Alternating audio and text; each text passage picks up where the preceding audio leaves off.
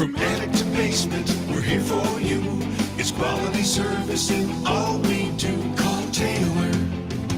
500 help. That's it, Taylor. 500 help. Taylor Heating and Plumbing, of course. They are operating 24 hours a day. Taylor is open and serving their clients. They do it all. If you got furnace problems right now in the next couple of days, we're back in that cold spell here in Rochester, New York. You want to make sure your furnace and your water heater are operating at, that they're all good. And you call Taylor Heating and Plumbing, Taylor 500 help. They will set you up. They do air conditioning, heating, plumbing, home energy. And at Taylor, they provide comprehensive maintenance plans. They've been doing this a very long time. So hook up with Taylor. Have them tell you about Bradford white water heaters, because there's nothing like a cold shower in the morning. I don't want to take one. I want my shower hot. Taylor 500 help. Precision Lawn and Garden. You know where they're at? They're in Webster, 195 North Avenue. Been providing Rochester surrounding areas professional sales, service, and parts since about 1969. And if you need a big old snowblower, and we're in the thick of it right now, go see Kimberly and Justin. Get a big, a small, or on sale model of the snowblowers. Precision Lawn and Garden carries the complete list of Snowway. They do the plows, the snow removal, the whole thing, the equipment, the accessories. So check them out. Precision Lawn and Garden, 195 North Avenue in Webster. And of course, if you don't have a snow service, a driveway service, and you need your driveway done, you call Express Sealers. Brian at Express Sealers, 645-2010. He won't let you down. He'll show up. Whether you need a business snow removal or if it's residential, you need to call Brian with all the expertise. He shows up. He gets it done. 645-2010. He gets it done on the east side, of course. So if you're out in Williamson, Ontario, Farmington, that area over there, make sure that you call Brian, Express Sealers. He will make it happen for you. And please support our advertisers, because they support us here at Kimberly's Revolution and the We the People Podcast Network.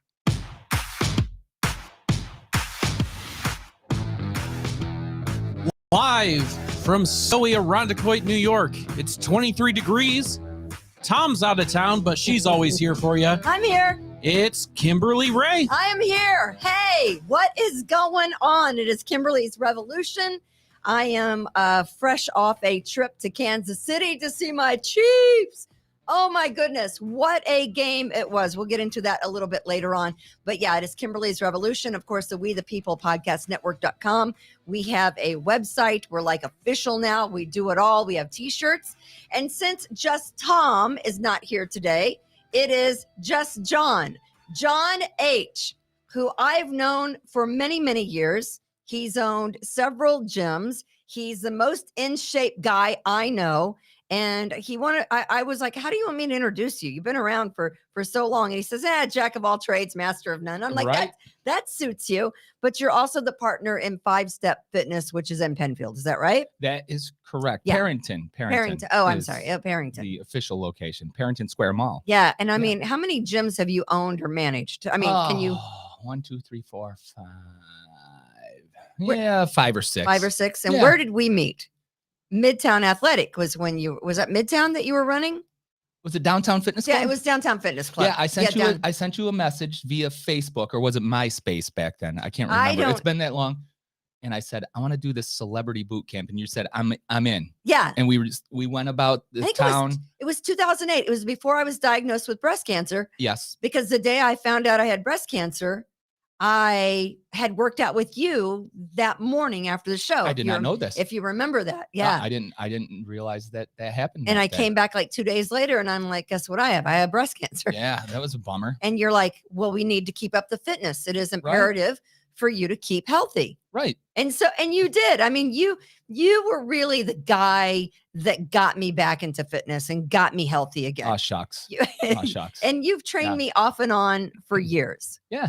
And you more look off lately. You look amazing. But I'm John H. I got to live up to a standard, right? And see, I love John H. because you and I, while we can be antagonistic and controversial, to say the least, yes, I love you. Yeah. Anyone who says, and I love you. Anyone who says, "Oh, John H. irritates me," I'm like, okay, yeah, you and I are not going to get along. Just for the record, are there a lot of people that say that to you?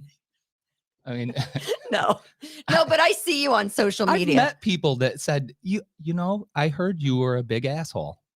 And I go, you don't even know me. Right, exactly. Can't believe everything you hear. I'm like, I who's, think who's out there saying this? I know, stuff but about me? anybody who says that, I'm like, okay, I know you're not my kind of people then. If Amen. anyone who says John H. irritates them or if Kimberly irritates them, You have always had my back. They're not You've your had my back. I've always had your back. Yep. Even when we disagree. Right, exactly. And we because do disagree. we disagree on a lot of things. From time to time.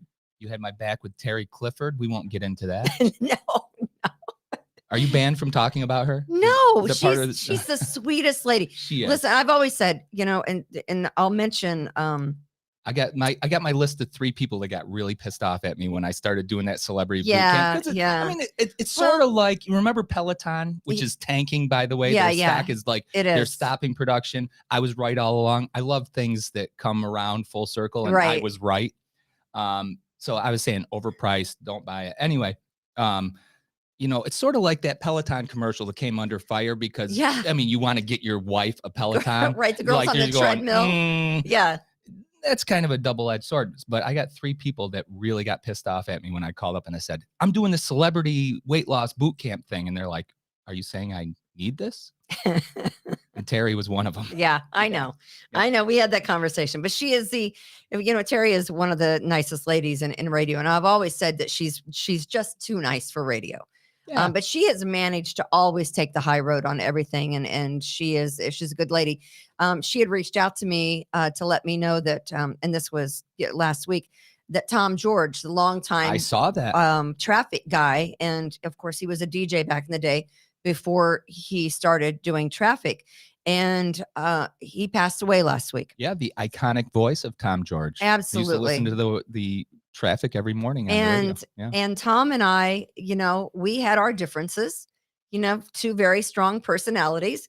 He would get angry at me, I would get angry at him, but I was saddened to hear that Tom George had passed away. And I know his services were today at 9:30, and I couldn't get out there because I had a meeting I had to go to this morning, and I just I feel bad about that, but sure. I'll always remember the good times. How old was that guy? Of Tom George. I think he was 76 years old. I think I read. Yeah. And he had started having problems with his eyesight, and then I think they found a tumor, and it was too late to do anything about it. Yeah. But I'll always remember he was taking the paper before we could ever get it when I was doing mornings over at Intercom, which is down in High Falls. Right. And I went back one morning and I said, Tom, you took the paper again. I need the newspaper. I need to see this article. And he turns around and he heaves it at me. Uh-oh. He throws it at me. Uh-oh. He throws the newspaper at me. No good things come from throwing things at people. And so we made a bit out of it. And we had people come down, throw the newspaper like Tom George, and we had people participate in it. Really? And because he had good humor and he understood, the whole thing, he came out and participated as well, which is one of my funny Tom George stories. But, you have strong personalities like that. You're either going to come together as a unit or you're going to duke it out sometimes. And Tom and I were that kind of people, but I was saddened to hear that he had passed away. But the thing of it is, none of us are getting out of here alive, John H. We are all going out the same way. None of us are getting out alive. I went on Netflix last week to watch Ozark because everyone's telling me about Ozark. Oh, isn't it so good? It is now that I've started to watch it. So good. So I'm in season 1. I got to binge watch so I can get up to the new season. Yeah, you do. Anyway, I'm like on episode 5 of the new season. Okay. Well, I fell asleep the first time. The second time though, Braveheart was in the queue. I said, I got to watch Braveheart. But you make me think of Braveheart when you say we're not getting out of here alive, because we're not. The famous line from William Wallace is, everybody dies, but not everybody lives. Right? When he's rallying up the men. I like that. Yeah. Because they're like, when they first line up, they're like, screw this, we're going home. We're going to get our asses kicked. He's like, hey, everybody dies, not everybody lives. And it worked. I mean, it was 1280 AD, so you weren't going home to watch TV. You might as well go out and sling a few swords. That is an epic phrase. I love that. Yeah. But someone's saying, hey, how about Tom George and his little dog? His little dog was was bitey. And so I think he bit Nippy, a couple. I think he would bring the dog in, and I didn't mind it because I love animals. But he would bring the dog in, but the dog was like him. and the dog would kind of snap at you every now and then. Sure. It bit me. I didn't care about it. I wasn't the one that complained about the dog biting. But our girl who put together all of our commercials, he bit her, and she did complain about was that Laurel? it.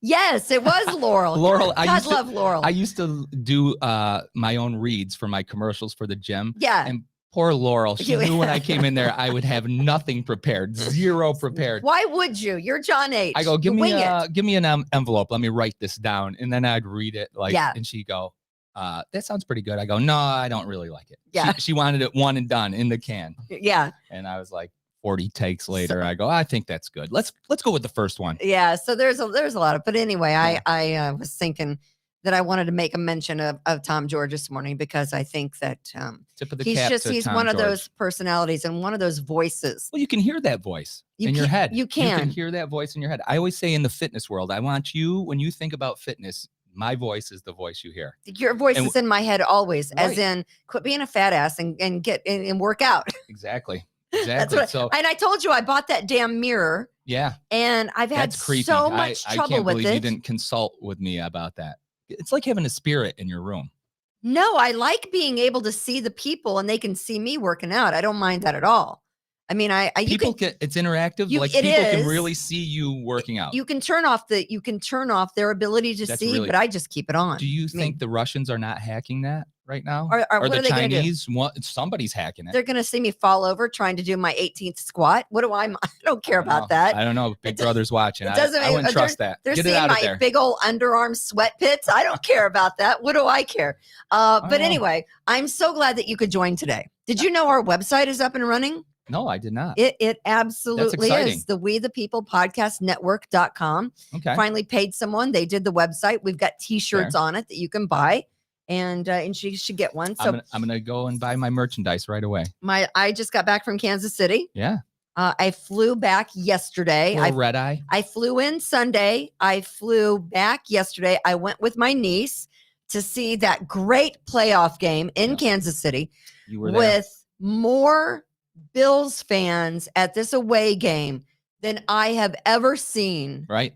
Nobody travels like Bills Mafia. I'm telling you, we tailgated with some Bills Mafia on a Sunday afternoon. Yeah. We had a great time. You slept through the game. I fell asleep and I woke up and it was over. So I haven't even seen it, but I'm going to watch it. I didn't get out of that. Don't spoil it for me. How does it? Don't tell me how. How's it end? Yeah. Don't tell me. I want to watch it. Well, let's just say, where's that little Patrick Mahomes? There we go.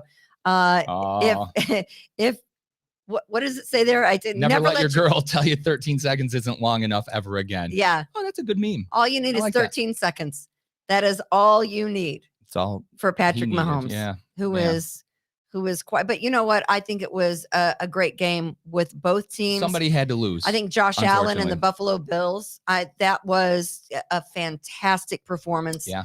And I always say I've lived here for 21 years, but I am a Kansas City girl at heart. Yeah. I love the Buffalo Bills and the Mafia as long as they're not playing the Kansas City Chiefs. Yeah. Kansas City Chiefs.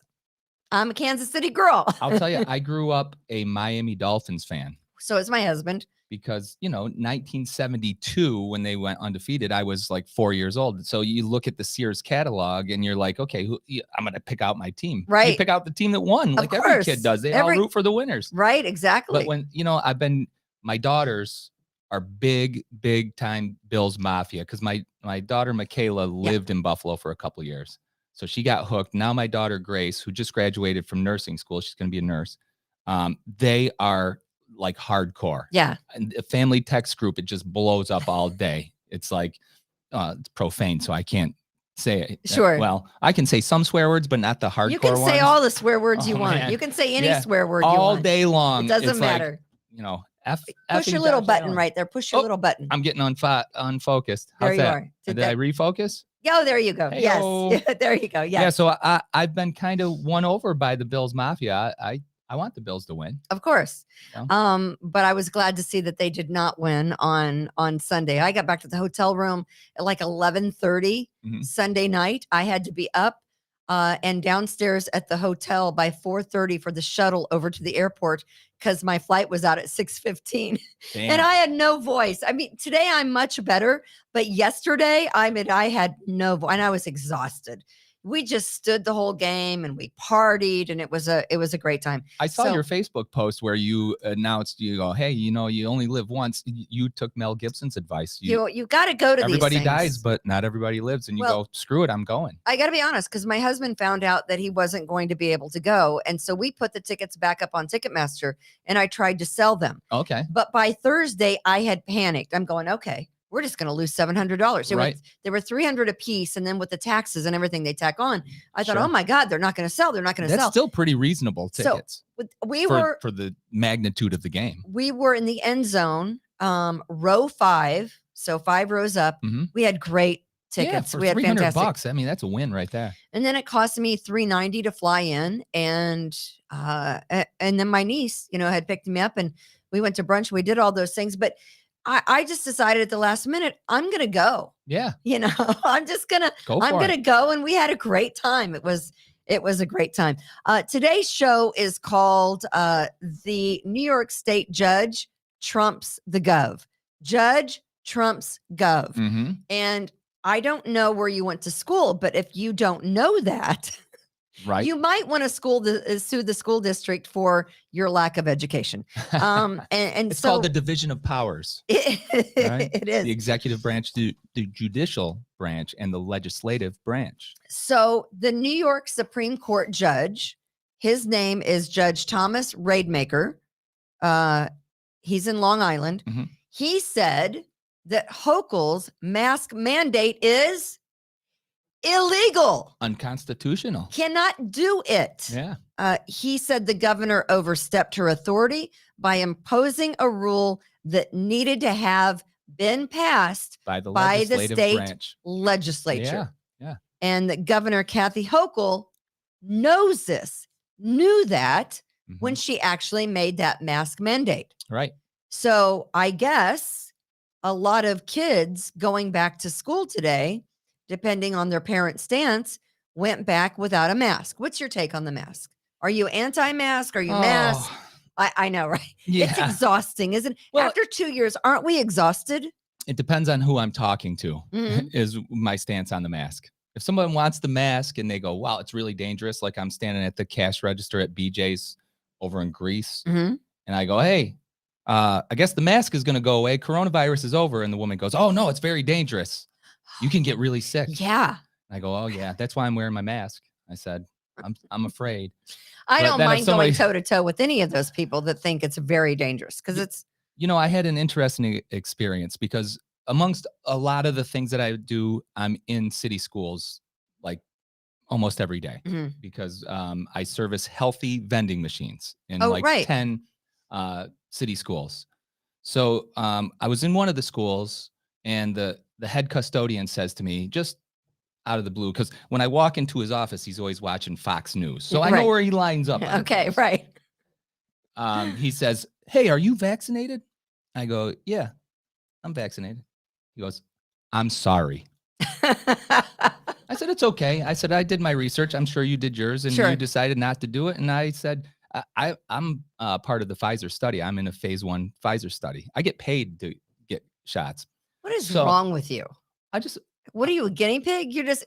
My gym was locked down. I was sitting around all day and I saw it on Facebook and I said, I'm going to do it. So I went up there and. I mean, they hit you really right in the pocket. Yeah. They hit you in the wallet. Yeah. Oh yeah. Financially, I was wrecked. Yeah. I was wrecked. So anyway, he says, I'm sorry. I said, that's all right.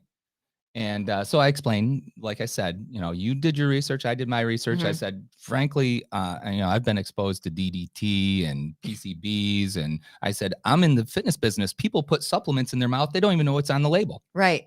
I took fat burners for a bodybuilding show and I went back to buy them the next time and they were gone because the FDA banned them for some substance that was in there. I said, that's probably why I was feeling dizzy all the time. Right. So we put all this stuff. Put stuff in our body. I said, you know what, I want to be part of this historic, the RNA, the synthetic replication of the DNA. So I went up, I talked to the doctor. They they took first of all, I wanted an antibodies test to settle a family argument because everyone thinks they had coronavirus, right? And I was my husband had it. I tested negative. Right. So even though they gave you an antibodies test, I was negative. So I said, see, we didn't have the coronavirus. I say to my daughter and rest of the family members, they go, well, that doesn't prove anything. Maybe they wore off. So, I mean, you're not going to convince anybody of their opinion. Right. Anyway, so I explained this to the guy and he says, again, he goes, I'm sorry. I said, okay. Listen, if you say you're sorry a third time, we're going to have a problem. Because you're implying that I'm a sheep and I just follow instructions blindly and I'm an idiot and I can't make my own decisions. I said, what happened to the America where we could just take in the information, hopefully, unadulterated, and make a decision? Because the majority of the people don't see things like that. The majority of the people, John H., are not like you. They're siloed in their they say ideological. They want to get vaxxed and they want everyone else to get vaxxed too. Right. I mean, people aren't like you. If you want to get Austin, our producer, where is Austin? You only see him when he comes up on the screen every now and then. Where is he? Austin is. Where are you, Austin? We know he's here. Hello. There he is. There he is. He's giving the big thumbs up. Austin is vaccinated. We didn't give him a hard time. We kind of made fun of him and laughed and said, but then he got COVID. Right. Vaccine guy. But the majority of individuals, who think like you do about the vaccination or the mask or whatever, they're not open to that discussion of personal choice. They want to make that personal choice for you. Yeah. That's what I don't like. Yeah, I agree with you 100%. That's what it doesn't matter which way you land on it. Back to your question about the mask. I mean, if you're on that side, you're on that side, you're on that side, you're on that side. What complicates it is when you work for a company that makes it policy and then you're forced to comply. Right. Or you lose your job. Right. Or, your ability to make money for your family. The vaccination, that's when it kind of crosses the line and it becomes an ideological battle, which most people don't understand why they are a Democrat or a Republican. You and I have had this talk. We deeply know why we are. Absolutely. We do. We're educated people. We have discernment. We take in the information. We go, okay, we'll make a decision. Right. I've since unaffiliated from both parties. Have I. So I'm an unaffiliated voter. I'm an independent. Right. I was a Democrat for years. I switched over to Republican. Right. And 2 years ago, I made the choice to unaffiliate.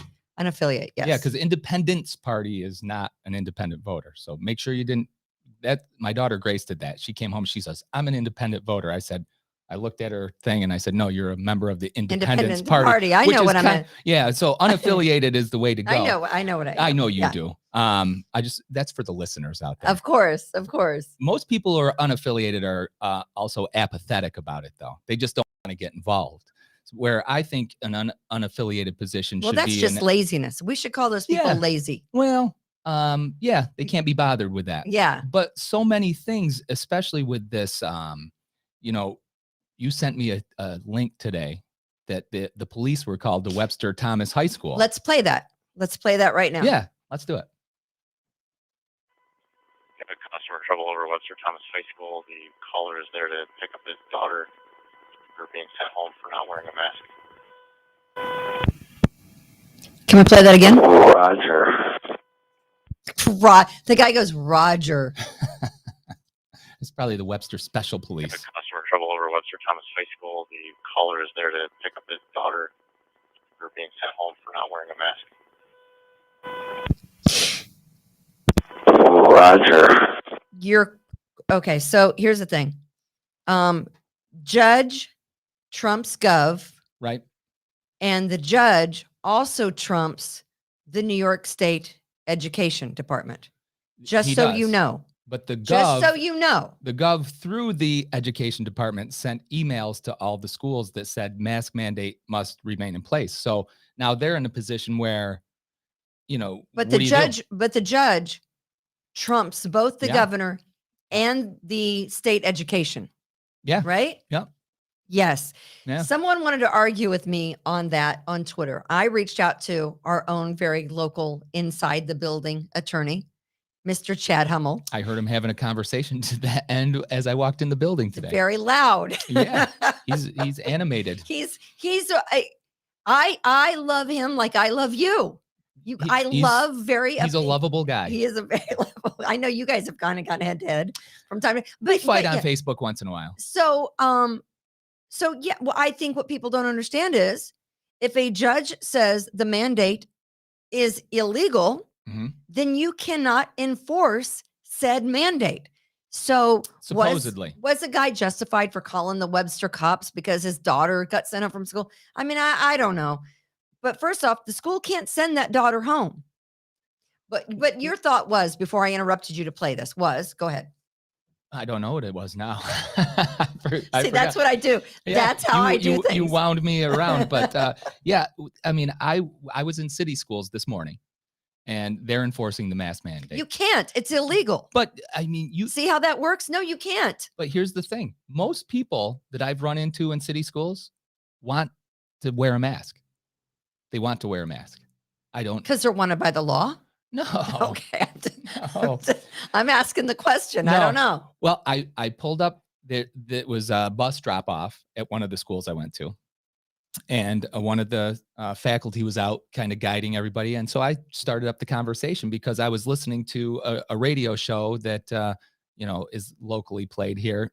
And there were reports of Brockport. There's a local radio show in Rochester? Yeah, I know. There's still one. Austin, did you know that? Yeah. Well, I don't know. I don't think there are any local radio shows worth listening to, but nonetheless, go on. I might agree with you. But I was listening to it nonetheless. And they were talking about, there was a caller from the Brockport school system who sent their kids to school, said, don't wear the mask. The bus driver said, put the mask on or you can't get on the bus. Bullshit. So they masked up, rode the bus. He said, go ahead and take them off at school. So they take them off and they go, you put those masks on or you're going to spend the day in school suspension. And the speculation was, let me just say they didn't right want to send them home so they could collect state aid for the attendance for these kids. Of course, it's illegal. That's illegal. And if parents don't stand up, I mean, I think the guy calling, 911 because of that was ridiculous. But we're already living the ridiculous, John H. Yeah, we're living the ridiculous. Everything's ridiculous. So is it ridiculous for the guy to call 911 because his daughter was sick? Yes, because that's where we are. Yeah. Because people don't understand that a New York State Supreme Court judge outweighs any decision by the governor or the New York State Education Department. Please figure it out and learn the basics of how our legislative system is run. I was trying to remember what Biden passed early in his presidency that he knew it was going to be struck down by the court, but he was going to do it anyway. I think that's called the son of a bitch rule. We'll get to that later, but I think that he must have passed the son of a bitch rule. He must have. He likes to say it a lot. I do. I like that he likes to say that. Makes the rest of us sound kind of normal when we swear. I'll take a mean tweet anytime. But yeah, I think there's this, the judge says something, but how do you implement it? I mean, how do you enforce it? If people aren't going to do it, they aren't going to do it, right? Well, I mean, I don't know. I don't think, because we've warned, this has been going on for 2 years, and now all of a sudden, right, the CDC or whomever says it, now the regular masks that we've all been wearing are not good enough. So now we're going to move the line again. Right. We're going to move the line. And somebody's making 400 million N95 masks. So somebody's getting paid. So shouldn't we have been wearing those to begin with? Well, the science has changed, I guess. No. Omicron is different. Omicron's different. And now there are subvariants of Omicron. A very stealth Omicron. So we at some point, and this has been bantered about the last couple of days, we have to figure out a way to live with the virus. Tear the Band-Aid off. Without masking. Let's go back. Without masking our children. Right. Without masking 5-year-olds. Immunizing our children. Without taking them and getting a shot that doesn't work. Right. Because they're not the ones that are sadly the most affected. Right. By the virus. Well, I mean, older people. It's a flu shot at this point. Yeah. People right? with the same thing. 4 comorbidities, one being obesity. Right. Right. Right. And the The not local radio show I was listening to was talking about that. Clay and Buck, the guys that took Rush Limbaugh's spot. Right. The Clay Travis, who is a sports guy who comes by it, via setting up a podcast in his basement and hits it big, right? Outkick the coverage, and now he's Rush Limbaugh's replacement. But he's like, where was the CDC recommending healthy diet and exercise? No, they were shutting down gyms and telling people they couldn't go to the park without a mask on. Nobody's going to work out with a mask on. The gym business was decimated because we lost 2/3 of our members. The third that you're never going to get back. You won't get the third. You won't get them back. You won't get a lot of them back. You will get the ones who will. We lost the top third, I call it, of people who wanted to work out but would not do it with a mask on. So they wouldn't come to the gym because we were forced. Because you feel like you're going to pass out. I mean, working out is hard for me anyway, but wearing a mask. I'm going to write a book about this. Do you just want me to fall over? I'm just going to fall over. Well, I lived. You saw me work out. I bought a gym during the pandemic. I bought a gym and I closed it in 4 months. So I lived all this, right? Yeah. No. 5-step I still have. You bought another one? Yeah, I actually bought a gym in October of 2020 and closed it about a year ago, the last day of January 2021. And here's how the government imposes its rule on you. I was required to get an inspection by the Department of Health. Okay. But when you contact the Department of Health, they didn't have any inspectors to come do it. So the town code enforcement of the town I was in came by and said, I'm shutting you down. You don't have this inspection. Even though there weren't inspectors to come do the job. Yep. Shut my gym. It was closed for a week. This was when, remember, we had the orange zone in November, right around. My gym was 100 yards inside the orange zone. It got shut down. So it got shut down for that. The most unfair thing. Yeah, because across the street, you could go to a restaurant. Yeah. And I will tell you this, I was already on the radar of the town. The hair salon, the massage place, the dance studio, all these businesses that were supposed to shut down in the same plaza, they remained open and they weren't called on it. But I did not kiss the pinky ring of the town code enforcement. Well, that's shocking. I know it. I could tell my response was bad that day. But anyway, she finally condemned my business. She came and put that red thing on it. Isn't it unfair how people can be the death of your ability to make a living? Yeah. Who would ever think that in America that could be a thing? They basically put you out of business. I used to go, people. And that had to make you mad. You seem not very mad about it. Are you over it at this point? Yeah, I'm over it. You got two choices, right? I mean, when faced with these things that are outside your control, I mean, you could push back against it, but I mean, at some point you just got to accept it. And that's what the government that's what they want you to do. On. Yes. So, and what I was going to say, I thought these people were radicals when they're like, this is Nazi Germany. And I'm going to, it is. And it is. They might have a point, I'm not there yet, but the government does have, I mean, that's why the whole thing, they got Trump, they had to get Trump because Trump broke the system. All the rules. He broke all the rules and the way that everything, the people in power did not like that. The people that were appointed and held these positions, and they were just not respected properly. They push back and they're still pushing back. Without a doubt. So this judge says he cancels New York State's unconstitutional indoor mask mandate. Good for him. Which carried a fine of up to $1,000 for businesses who did not comply. Right. And so he said, you know what, do I think that you should wear a mask? Because he says it's not about that. It's about the fact that overall this is illegal. Right. His personal opinion, he says, doesn't matter whether or not you should, wear a mask or not. You can do it to make you. But here's what I don't like. And, little kids, you see flying back in the airports, you see little kids with these masks and you look at them and they'll be looking at you and they can't tell you're smiling. It's a way for people to, and it basically goes back to caveman days. How did you know if someone, it's evolutionary, the smile, the facial expressions, that's how people can tell you're not an enemy if you're smiling. And they're not learning to communicate with these little kids with the masks on, right? I mean, they can tell if mommy and daddy are mad because of the look on their face. They can tell if they're, happy. They can tell if they're sad. And 2 years out of a 3-year-old or 4-year-old's life is an eternity. I mean, some of these kids have, gained the age of awareness, right? I mean, when you're an infant, a toddler, do you remember those? I don't. I remember a lot. I remember being 3-ish, 4. I remember standing up in a crib. That. I don't remember that. Yeah. I remember stealing my brother's bottle all the time because he's 13 months younger than me. But I don't really, but what I guess I'm getting at, my grandson is almost 3. He won't remember. He doesn't have to wear a mask because he's 3. He's 3, but he sees other people wearing a mask. Right. So he won't remember a time where people didn't wear masks. Right. And you can't tell me these kids aren't going to be affected by that.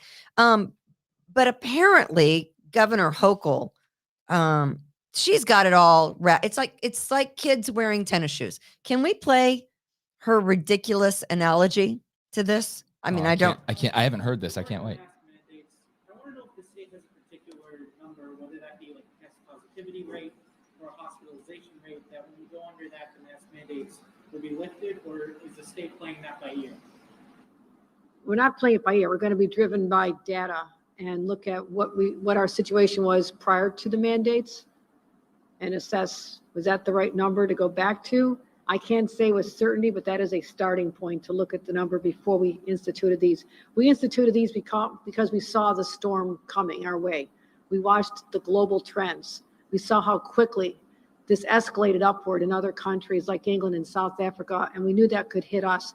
That's why we took steps literally the day the first case arrived in New York State, which was December 2nd, and announced the first series of restrictions on going up for the next couple of weeks. So I don't think that's where she's talking about the tennis shoes. She basically says it's coming up. Oh, it is? Okay, go ahead. Yep. I think about this a lot. I'm not going to operate in a vacuum. We're going to have data and experts and people who know a lot about what the next trends are. But I am really looking forward to lifting them. I truly am. I know people are tired, but I'll say one thing about the kids.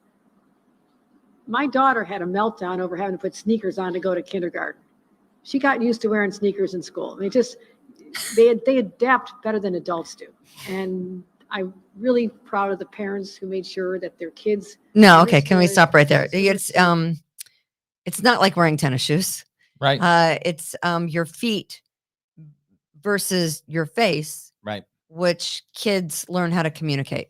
And that they learn how to respond and react and to know what's going on around them. I mean, that's how, that's how little ones learn, is by watching facial expressions. One of the first thing you do, is this person happy or sad? Is this person angry? I mean, you have to learn, facial expressions. She's ridiculous. I love your listeners. Botox is bad for her face. She looks like the Joker. That's Patty. That is Patty. But yeah, so that's good stuff. He ruled that Kathy Hochul's effort to reinstate the mask mandate is unlawful. So therefore, your children, when they get on the bus, should not have to wear a mask. And your children, when they go to school, should not have to wear a mask, because it is indeed unconstitutional. Unconstitutional. You're preaching to the choir over here. Right? I mean, first of all, why do they use the data and the science only when it supports their point? Right. Because there's data and science that exist that run counter to their points, but they don't use that. Right. Second of all, if you turn in a book report in as early as middle school, high school at least, you have to give citations from the references that you use. Right. These guys that use Cuomo was the same way. The experts were going to consult. Who are these experts and where are they? Where's the citation? They don't have to cite them.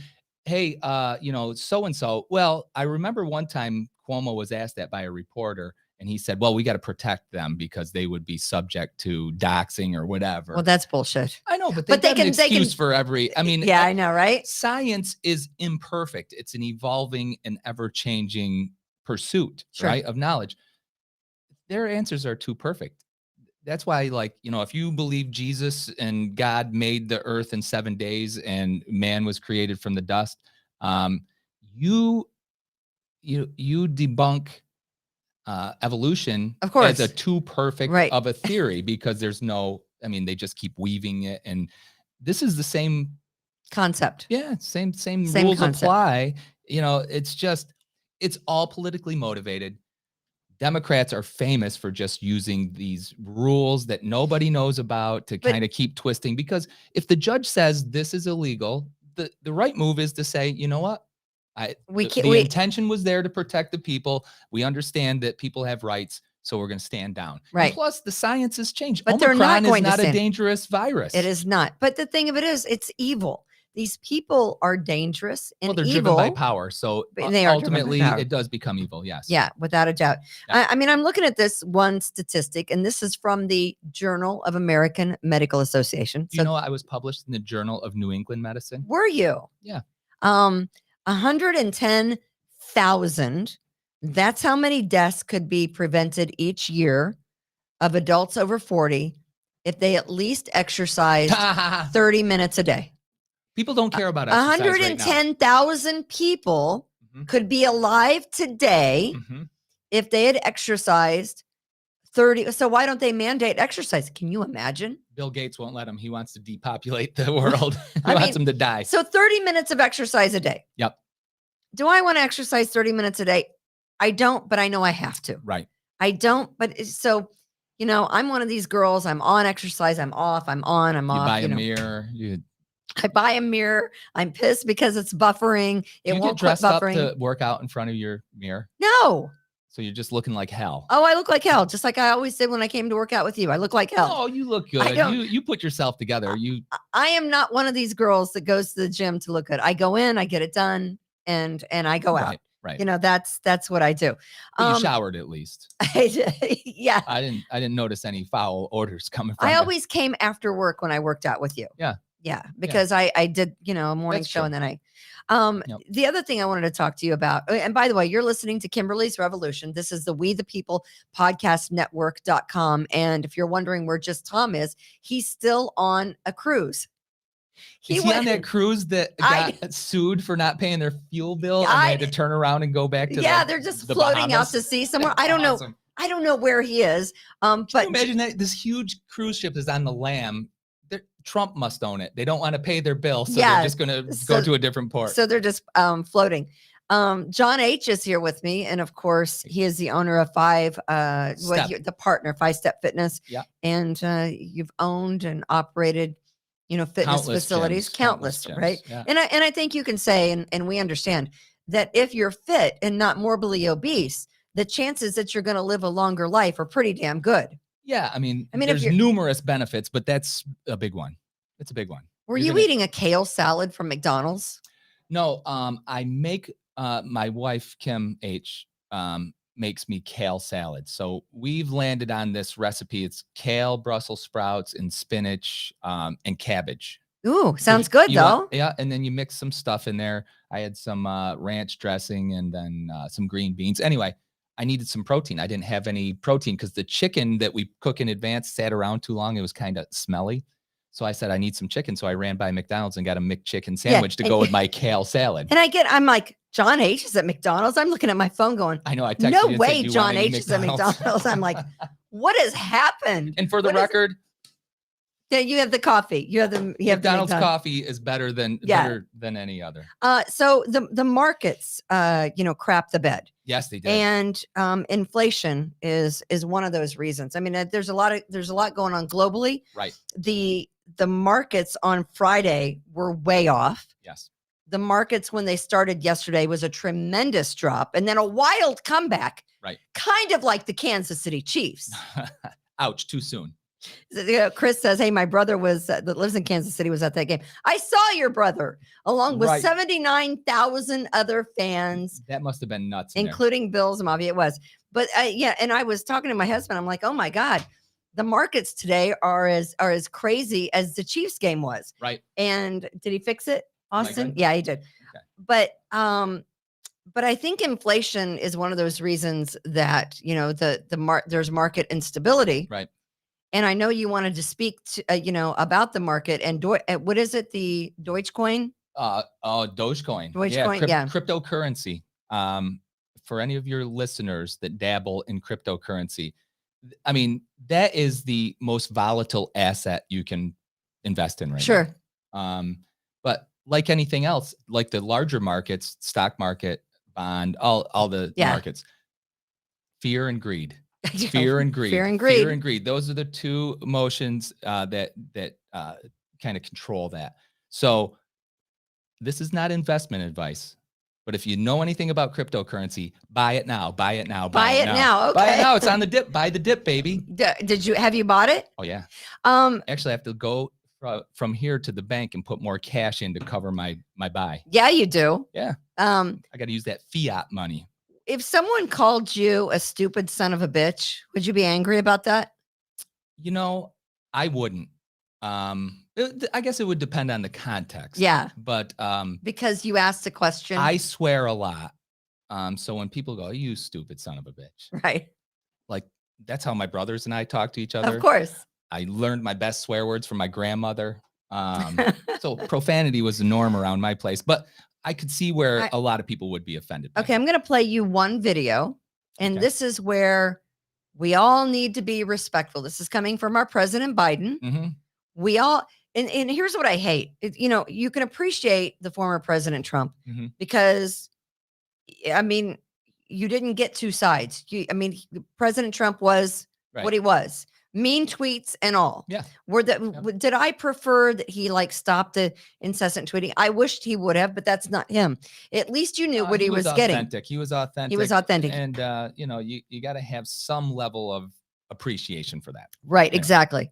But President Biden says one thing and turns around and says quite another. Let's play we have to be respectful because if you're not, you'll get fired. Let's see this. Yes. We have an obligation, but we also have a great privilege.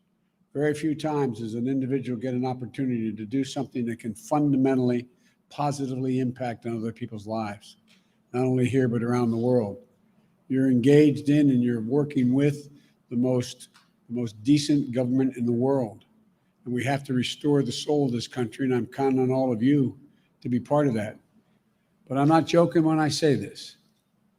If you're ever working with me and I hear you treat another colleague with disrespect, talk down to someone, I promise you I will fire you on the spot. On the spot. On the spot? No ifs, ands, or buts. Okay. Everybody is entitled to be treated with decency and dignity. Okay. Really? That's been missing in a big way the last 4 years. He must have forgotten he said that, because I think he's forgotten a lot of things. But go ahead. So everyone should be treated with a decency and respect. Dignity. And respect. Yes. Yep. Let's play this video.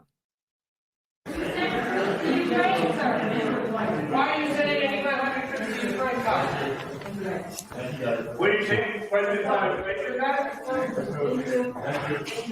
Do you think it places a political liability? That's a great asset. More inflation. What a stupid son of a bitch. So let me just let you know what was going on here. So they're rushing everyone out. And Peter Ducey of Fox News, correspondent, asked the president if inflation is going to obviously not be in his favor politically. Correct. If inflation is going to do him in politically. That's basically what he asked President Biden. Let me just remind you that Jimmy Carter, if you remember the Jimmy Carter days, I do. And one of the many Jimmy Carter failures was the fact that he could not get the inflation and our economic recovery back to where it needed to be. It hit 20%. Insane. The prime lending rate. Right. And that's one of the reasons, not all of the reasons. It's not the reason, but it's one of the reasons that Reagan came in and was able to beat Jimmy Carter. Inflation was indeed a very big thing in that particular election. That's what Peter Doocy was asking about. And Biden apparently didn't like it and called him a stupid son of a bitch for asking the question that it's legit. It's a legit question.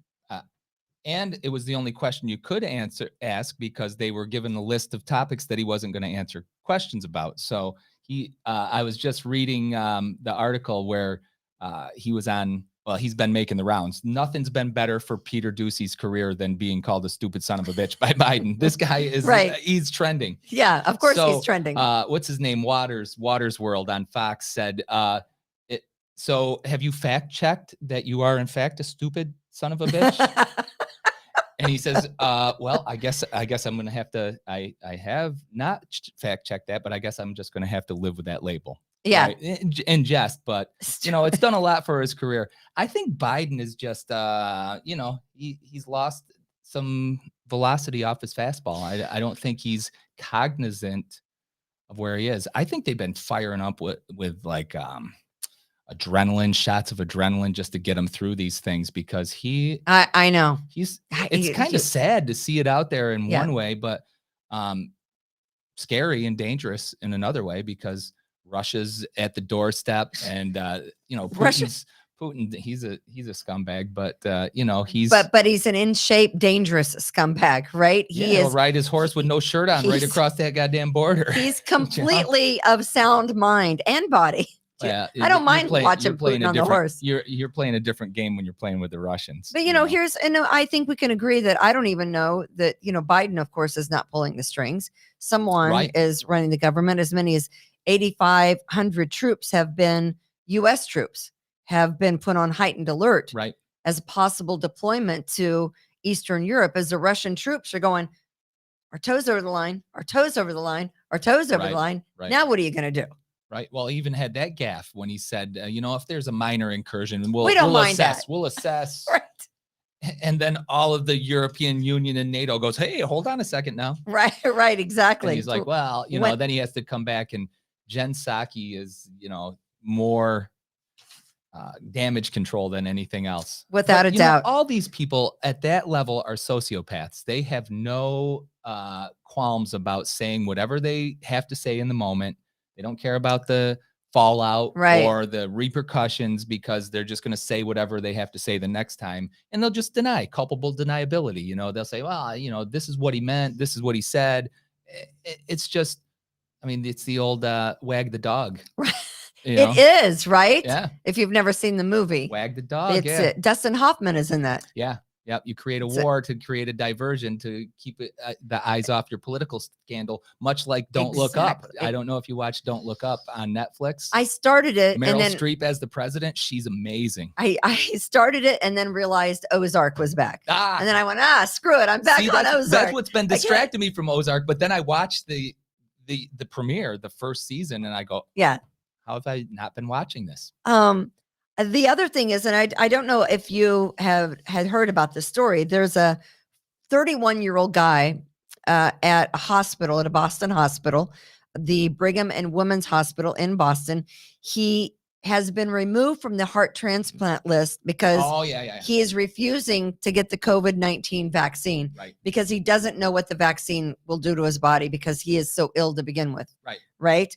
And it's against his basic principles. So one, he doesn't know how his body's going to respond to the vaccine. And two, he is against, he wants freedom of choice to have the ability to say, no, I don't want the vaccination. So Brigham and Women's Hospital says he has been taken off the heart transplant list because of his vaccination status. Which is so stupid. There he is right there. There he is. Doctors take an oath, right? The Hippocratic Oath to, amongst other things, not deny care for people who need care. Right. If the police haul in a dude who shot up his whole family, they take him down, they wing him, they take him in. they do surgery on that guy. They can't say, they tried to say look what he did. I'm not shot his kids. Not doing it. They go, no. We swore an oath. This guy, he hasn't taken a flu shot, is basically what it comes down to. Exactly. Day one in the Pfizer study, I walked in, and Ed, the head doctor, I only know him as Ed and Ann. I can't remember their last names, but they're the doctors running the study for Pfizer. He said, this is what the intended outcome is. This is the best we could hope for. There is no cure for a respiratory virus. So if you're here to try to find the cure, you're in the wrong place, right? It will lessen the duration and the severity of the symptoms is what the efficacy of this shot will do. They're hoping. And it does. They don't know that. Maybe the cold is just a cold. The trials have proven that. Yeah, I don't know. But that's what the flu shot does. Right. That's what the flu shot. That's why old people who have comorbidities and underlying conditions always get the flu shot. And the rest of us go, you know what? I'm just going to roll the dice. Let me kind of rearrange this. This is ridiculous. So if the guy came in and he was maybe a biscuit shy of 300. Right. So he's obese. Right. Say his BMI is, I don't know, what's a bad BMI? 35? Sure. 32? I don't know. Anything over What's your 30. BMI? Perfect. What, 6, 5? No, BMI is height and weight. So mine's like 20. Oh, yours is 20. Oh, okay. What's the other one where your body fat percentage? Your body fat percentage. Composition, yeah. Okay. So, what if this guy comes in at 300 pounds and his BMI is 35? Right. Would the doctors at Brigham and Women's Hospital say, no, we're taking you off the transplant list until you can get to 200? Can they? Can you imagine probably not. I don't know. If there's other qualifications, because if you want to get if you want to get bariatric surgery, you have to lose you have to demonstrate that you're going to lose X amount of weight, like a percentage of your body weight, before they'll approve you for it. So there's other procedures that there's other conditions put upon it. So of course, I don't know is the answer, but probably not.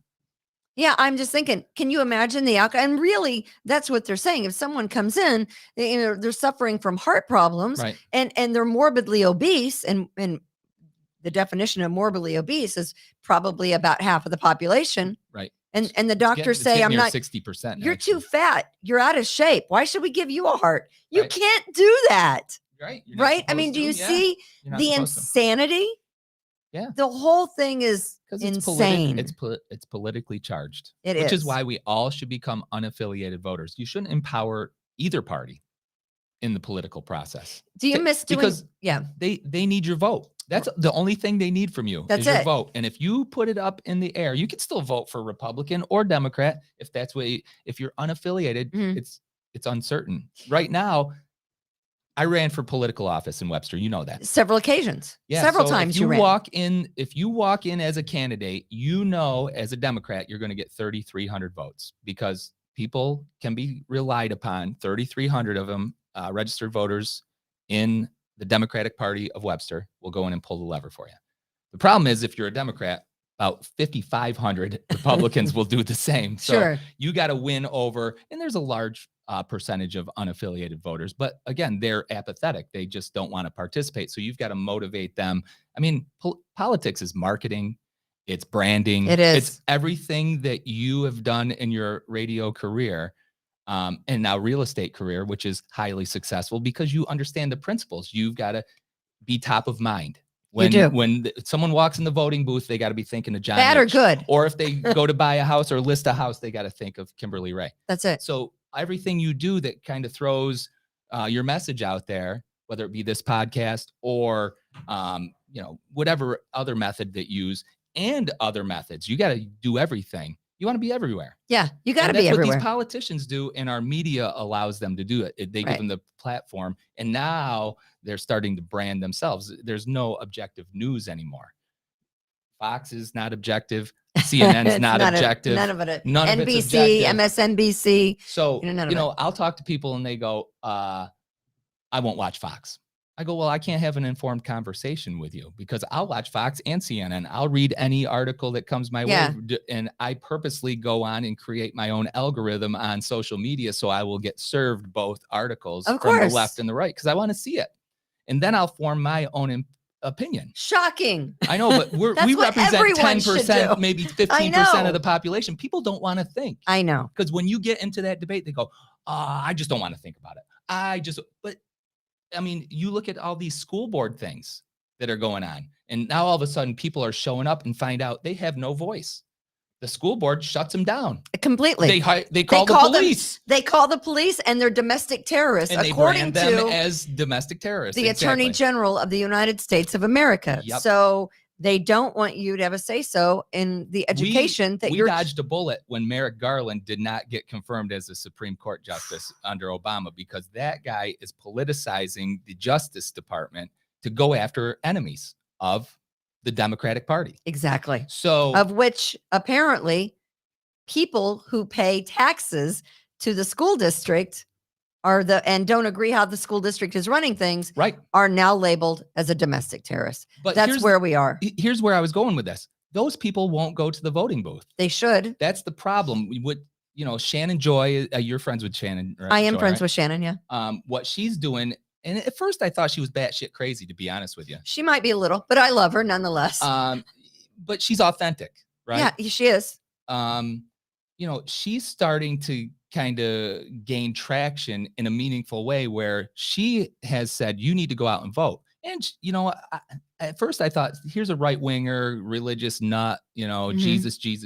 Yeah. Which is fine. And she is. Yeah. But, she's unaffiliated. She's as critical about conservatives and Republicans as she is. I mean, she's Democrats. Yeah. She doesn't like Trump. No, she doesn't. Well, she thinks Trump kind of betrayed her as a conservative. And a lot of conservatives feel the same way. But here's why third party doesn't work and unaffiliated is the way to go. Third parties just align themselves with the two major parties. If you're a conservative, you're de facto Republican. If you're a working families party, you're a de facto Democrat. They all align. I tried to run as a working families party candidate alone, no Democratic affiliation. And they told me, if you don't have the Democratic nomination, we won't endorse you, because we synergize so we can stay relevant, because you've got to get 10%. Right. Or you don't get to show up on the ballot. That just happened in New York. They just chopped a bunch of them off. I think the Independence Party was one of them that got chopped off. But, it's really important for people to educate themselves about what goes on in their politics locally. But they don't. They don't care. They bitch on social media, but they won't do anything when it comes to where the rubber meets the road. John Dietz wants to know who you voted. Who'd you vote for president? John Dietz. Hey, John, I don't know. Ashamed isn't the right word. I kind of regret that I wasted my vote. I wrote in Bernie Sanders both in 2016 and 2020. Because it does, well, here's the thing. If you live in New York, it doesn't matter. The Democrat's going to win. The Democrat's going to win. So it was a protest vote. But, if I had it to do over again, I probably would have voted for Trump both times. Yeah. If I did vote for Trump both times. If I know it mattered. Shocking to John. And I don't even like Trump. I mean, I can't stand Trump. I probably like him less than Shannon Joy likes him, because I think he has a mental illness, but I think he's just inherently a scumbag. You know? And but anyway, he did some good things. He did some great things. He put some policies in place that made this economy good. Yeah, but made the security of this country better. I think other foreign powers were a little leery of him too, because they didn't exactly know what he was going to do. Right. Because he's unpredictable. And I think that's good. The wild card is a good card to play. Sometimes. They always thought Reagan was a cowboy. You just don't know what he's going to do. Is he going to walk up and give you a hug, or is he going to pull out his gun from his holster and shoot you? You never knew what Reagan was really going to do. Right. Do you miss having your show? Because you've worn many hats. Yeah. You've owned gyms. Yep. You've worked in different, various areas of employment. Yeah. But you also had a show on the radio. Show. Yeah. On with one of the AM channels. Yeah, I was originally I was at Entercom with Mike Danger. And then I went over to iHeart because Joy, we both know and love Joy, was my salesperson. Right. She was my second salesperson. My first one was Lucy Brewer. You remember I do remember Lucy. Lucy once threatened to stab me in the eye with scissors and then refused to be my radio rep after that. And Joy became my radio rep. Actually, she left the radio business. I love Joy. Yeah. So Joy. Well, the radio sales, she's threatened to stab you. Yeah, I kind of get that because, again, I challenge people's assumptions, and some people don't respond as congenially as others. But Joy became I think I heard about that salesperson. whole thing. Yeah. She was cute. Joy's cute too. But anyway, Joy left Entercom and went to iHeart and took me with her. And Mike Johnson, the sales manager. Now, this might be urban legend. Joy told me this. She said she went in, she gave notice to Mike. In the sales world, you leave. You don't hang around for 2 weeks and steal all your customers. Of course. They go, hey, thanks for playing. There's the door. So she said she was leaving Mike's office, and he said, hey, do me a favor. Take John H. with you. So she did. I migrated over to she iHeart. did, of course. So I do miss it. I do miss it. I mean, you were on my show. You were on the cover of my magazine. I was on the cover of your magazine. Yep. I was a cover girl. You were hot right there on the. I need to get that skinny again. Yeah. It's a battle with me all the time. We did some fun things, but I missed it a little. You said you were, and I want to get to this. We're about out of time. Go ahead. We're over time. But that's okay. It's great having you on the show. Bonus I love John having H. you. time. I love having you on the show.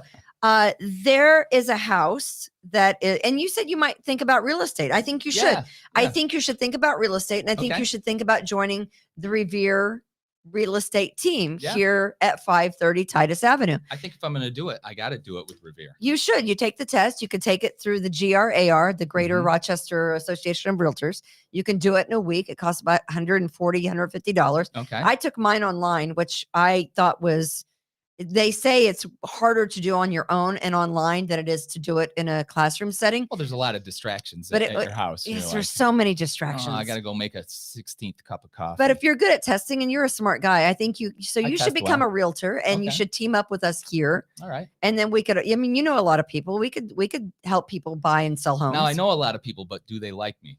That doesn't matter. I mean, there's a lot of people. Okay, so I think if you're going to think about this in terms, well, you and I are a lot alike in that regard. We're polarizing. Polarizing was my word I was going to use. Yeah. You either really love us or you really hate us, and I'm okay with that. Yeah, because I love passion. Yeah, and you either love me or you don't. But Alex Trebek, I'll take celebrity houses for $7 million. Alex, Alex Trebek's house that he has owned since there it is right there since 1991. Is listed for $7 million. If you got a couple of quarters, you can buy it. Right. Is that his wife he's pictured there with? Yeah. And she's much, much younger. I see. He died. So basically they waited a year, and they always say, if someone in your life, that, your husband, your wife, your partner, spouse, whatever it is, boyfriend, girlfriend. Yeah. You've been together a long time. You own property together. You should really kind of take a year and kind of let the dust settle before you make any decisions on whether or not, because maybe you decide 8 months down the line, you originally thought I could never, ever live here without this person. And then maybe 10 months down the line, you think, I actually like it here. It's better for me to stay here than to go elsewhere. Yeah. And they always say, don't make snap decisions after something happens to someone in your life that you own property with. Right. But she decided after a year of waiting, she's putting the house up for sale, and it is a 5-bedroom, 11-bathroom house. And there it is right there. It is a tad dated. A little bit. But, you take $1 million extra and you update it. I was going to say, if you got $7 million for a house, you just go in and gut it. You got the resources to do it the way you want, right? I mean, it's in Studio City, California. It's beautiful. And it's an 1.5 acres, which I got to think is kind of a good deal in Studio City, California. The other thing, of course, is Naples, Florida. Tampa was designated the number one, place that everyone is moving to. Right. Naples, Florida, had the top ranked market for the quarter in the real estate industry. Everyone's moving to Naples. Yeah. Apparently. My wife's cousin is, he owned a bunch of property here in the South Wedge. I don't know how many apartments, but he just bought a house on an island down there. I think he paid $1.5 million for it, and he just gutted it out. He's redoing it right down there, Tampa, St. Pete. Yeah, Tampa, St. Pete. Yeah, and I think Naples had the top ranked market for the quarter in real estate, followed by Northport, Florida. I'm not sure where that is. But the other markets, Cape Coral, Punta Gorda, I don't think there's an area in Florida that is not doing well in terms of real estate. Well, you think of all the states that people are just fleeing, like New York State, Pennsylvania, New Jersey, California. Yep, they're all moving to Texas and Florida. Right. Some people in the Carolinas. I was talking to a buddy in the Carolinas. He said, if you don't like driving a lot, don't move to the Carolinas because you got to drive for everything. And he's, taxiing his kids around, and it's like miles and miles from the school and from the activities. Really? Yeah, he said you always have to drive a lot in the Carolinas. Florida, everything's right there next to you. Is that right? I had no idea. Yeah. Well, I mean, eventually we're moving to South Carolina, but I don't know. But you know what? It's been great having you in. It's been fun. So what are you doing now? What do you do after you would leave here? I am going to go and do some vending, healthy vending. Healthy vending. Yep, So you do it for 5 schools in the district. I think we have 10. 10. That's my wife's business, but I get to do the grunt work, which I love because I'm just Kim's a smart woman. She is. She puts me to work and keeps me busy and keeps me out of trouble. I hope you come back and do Kimberly's Revolution with me again. I would love to. I love that. I would love to. Austin, don't you think you did a great job? Did a good job. Excellent job. Someone thinks we would be a great real estate team on the comments here. That is what I'm talking about. I mean, honestly, you will pass the test. Selling Sunset?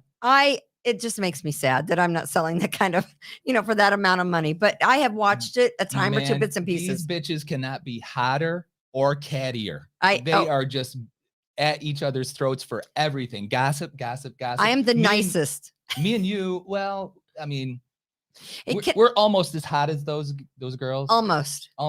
But we definitely could raise the stakes on our cattiness. Yeah, we could. The hardest thing for me in real estate is just not being the Kimberly on the radio. Right. Like I have a hard time dialing back some of my comments when people do really stupid things. Like buy a car 2 weeks before closing. I thought I was going to have a freaking heart attack. It was everything I could do. Yep. To not look at these people, and I love them and they know who they are.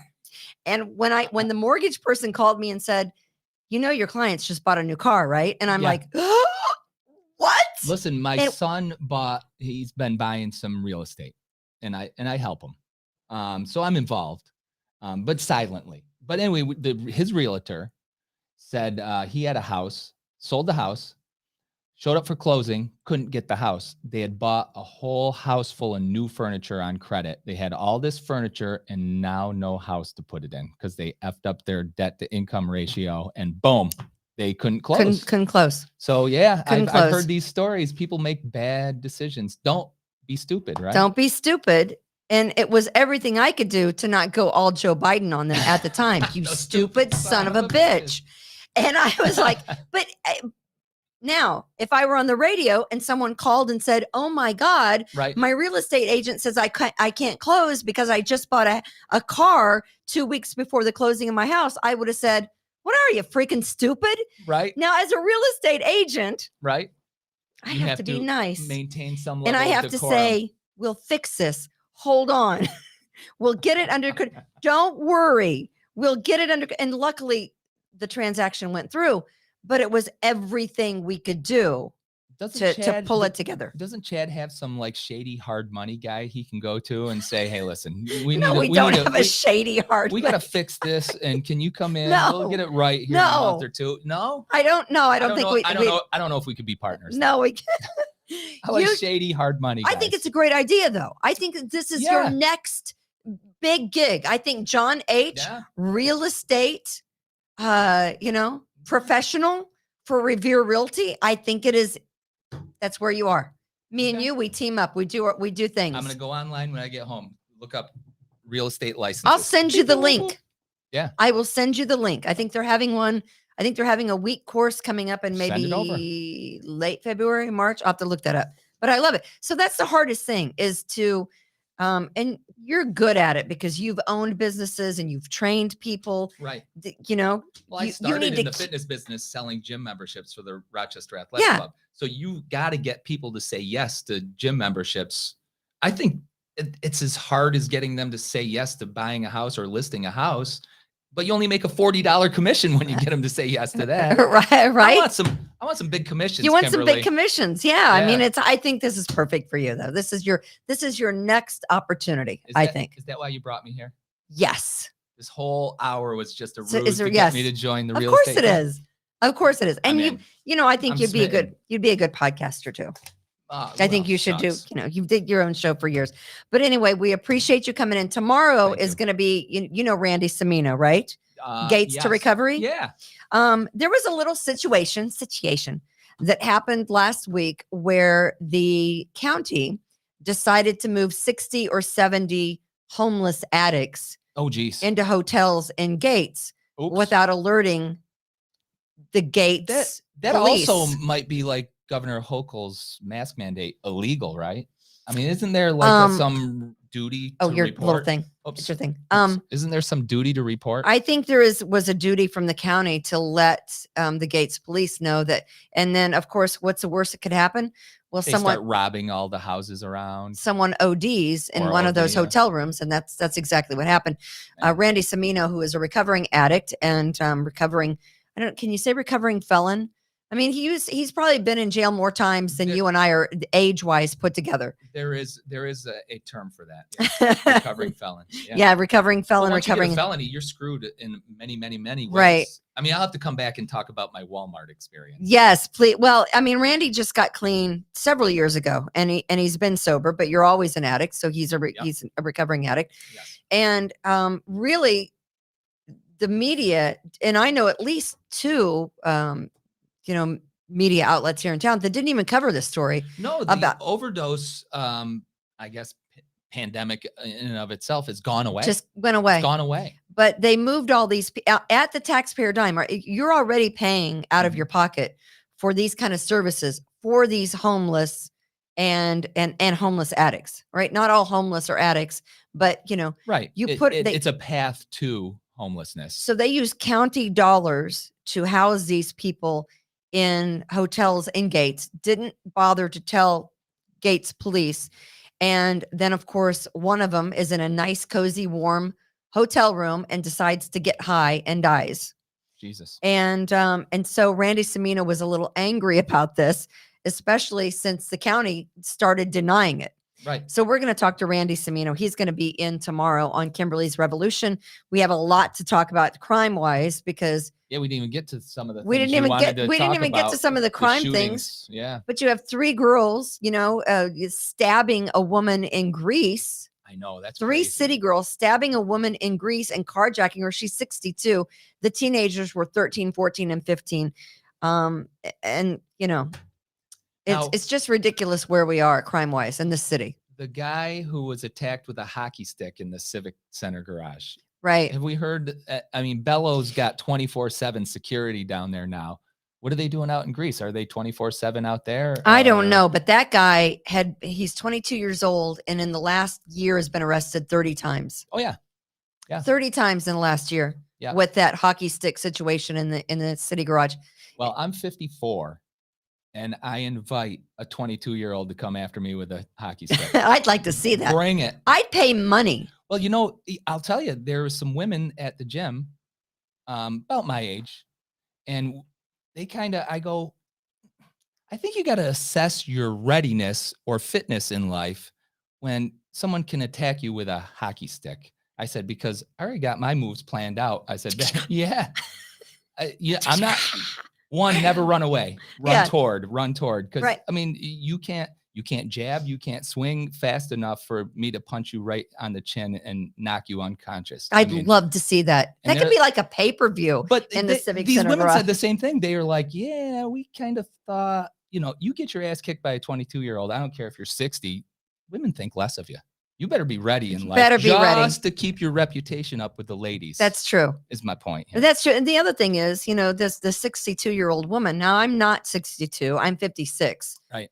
But I think if a 13 and a 14-year-old came after me, I'd like to think that I'd be able to defend myself against a 13 and a 14-year-old. I had a 13-year-old once. Right. And I had a 14-year-old. Could I take her down now? Right. No, she's 23 and she's a cop.